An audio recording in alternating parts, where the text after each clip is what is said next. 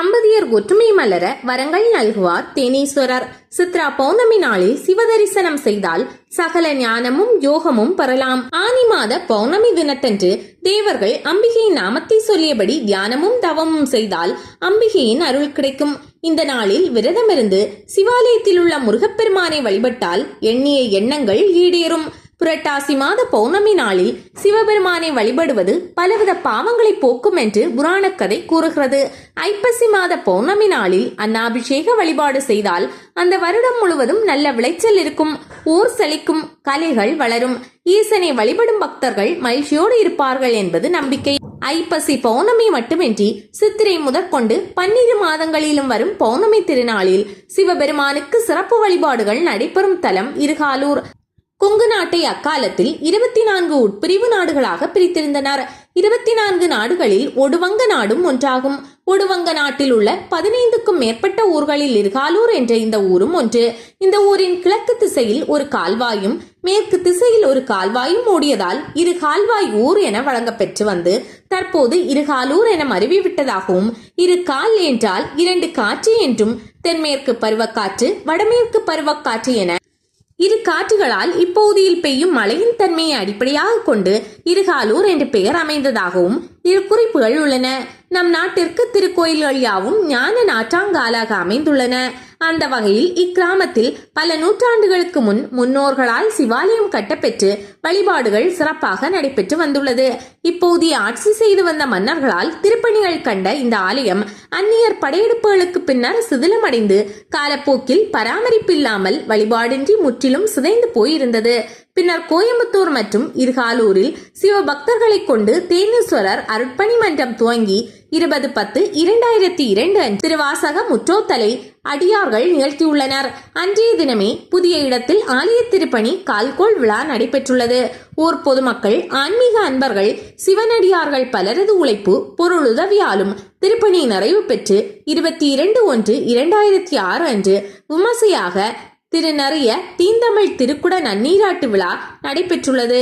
சிவலிங்க திருமேனியராக எழுந்தருளி தேனாய் இந்நமுதமாய் தித்திக்கும் இறைவனுக்கு தேனீஸ்வரர் என்ற பெயராலும் எத்திரம் நின்றான் ஈசன் அத்திரம் அவளும் நிற்பாள் என்பதற்கு ஏற்ப அம்மையும் ஆறுயிர்க்கு தேனாய் அருள் புரிதலால் இறைவி தேன்மொழி அம்மை என்ற பெயராலும் போற்றி வணங்கப்படுகிறார்கள். கடந்த சில ஆண்டுகளுக்கு முன்பு 2வது திருநறிய தீந்தமிழ் திருக்குட நன்னீராட்டு பெருவிழா நடைபெற்று ஆலயம் புதுப்பொலியுடன் காட்சியளிக்கிறது. கிழக்கு நோக்கி ஆலயத்தின் அழகிய தோரண வாயிலில் நுழைந்ததும் மகாமண்டபம் உள்ளது. மகாமண்டபத்தில் பலிபீடத்தை அடுத்து நந்தியம் பெருமான் வீற்றிருக்கிறார். அத்த மண்டபத்தினுள் நுழையும் முன்னர் விநாயகர், முருகன் தரிசனம் கிடைக்கின்றது. கருவறையில் இறைவி தேன்மொழி அம்மை அற்புத தரிசனம் தருகிறாள். இறைவி சன்னதியின் இடப்பாகத்தில் உள்ள சன்னதியில் அத்த மண்டபத்திற்கு எதிரே பலிபீடம், பலிபீடத்தை அடுத்து நந்தியம் பெருமான் தரிசனம் கிடைக்கின்றது. கருவறையில் இறைவன் தேனீஸ்வரர் சிவலிங்க திருமேனியராக அருள்பாலிக்கின்றார். அடிக்கடி வாழ்வில் பிணக்கு ஏற்பட்டு மனக்கசப்படையும் தம்பதியர் இத்தல இறைவனை வேண்டினால் அவர்களுக்குள் ஏற்படும் மனக்கசப்பு நீங்கி வாழ்வில் இனிமை சேர்த்து தம்பதியர் ஒற்றுமை மலர வரங்கள் நல்குவார் தேனீஸ்வரர். பெரும்பாலான சிவாலயங்களில் இறைவனின் இடப்பாகத்தில் அம்மை சன்னதி கொண்டிருப்பாள். அவிநாசி, கொடுமுடி, குரங்குத்தளி, கலந்தை முதலிய இடங்களில் வலப்பாகத்தில் அம்மை அமைந்திருக்கும் நிலை உண்டு. இருகாலூர் தலத்திலும் இதை போல் அம்மை வலப்பாகத்தில் அமைந்திருப்பது தனி சிறப்பாகும். இத்தல அம்மனை திருமணமாகாத பெண்கள் வெள்ளிக்கிழமை நாளில் வழிபட்டு வந்தால் திருமண தடை நீங்கி விரைவில் மகப்பேறு கிட்டும். கர்ப்பிணி பெண்கள் வேண்டிட அவர்களுக்கு சுகப்பிரசவம் ஆகும்படியும் அவர்கள் கருவை காத்து ரட்சிக்கும் வரத்தையும் வழங்கிடுவாள் அம்பிகை என்கின்றனர் பெண் பக்தர்கள். தலவிருஷங்களாக காசி வில்வமரமும் மகா வில்வமரமும் உள்ளது. திருக்கோயிலின் பின்புறம் தென்பகுதி வடபகுதிகளில் பூஜைக்கு தேவையான மலர்களின் செடிகள், கனிகளின் மரங்கள் வளர்க்கப்பட்டு வருகிறது. வெளிச்சுற்றில் நால்வர் பெருமக்கள் சண்டிகேசர் தனித்தனி சன்னதிகளில் அருள்பாலிக்கின்றனர். ஒவ்வொரு பௌர்ணமி நாளிலும் நிறை நிலவு வழிபாடு என இப்போது பக்தர்களால் போற்றி மாதந்தோறும் இத்தலத்தில் சிறப்பாக வழிபாடு நடைபெற்று வருகிறது. இந்த நாளில் பக்தர்கள் அகத்தூய்மை, மன தூய்மையுடன் கருவறைக்குள் சென்று தாமே இறைவன் தேனீஸ்வரருக்கு திருமஞ்சனம் செய்கின்றனர். பக்தர்களே சிவனுக்கு அபிஷேகம் செய்து வழிபட்டு வாழ்வில் ஏற்றமடைந்தவர்கள் ஏராளம். ஒவ்வொரு பிரதோஷத்தின் போது மாலை 4 மணிக்கு மேல் சிறப்பு வழிபாடு துவங்குகிறது.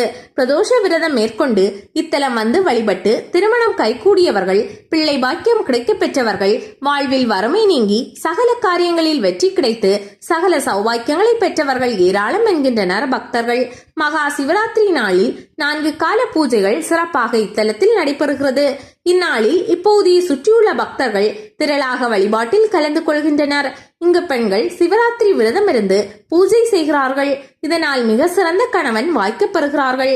இந்த திருத்தலம் அமைந்துள்ள இடம் ஈரோடு மாவட்டம் நம்பியூர் காவிலிப்பாளையம் வழியாக புன்சை புளியம்பட்டி செல்லும் சாலையில் 5 கிலோமீட்டர் தொலைவில் இத்திருத்தலம் உள்ளது.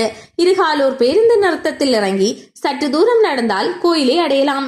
பேருந்து வசதி உள்ளது. நம்பியூரிலிருந்து கால் டாக்ஸி, ஆட்டோ வசதி உள்ளது.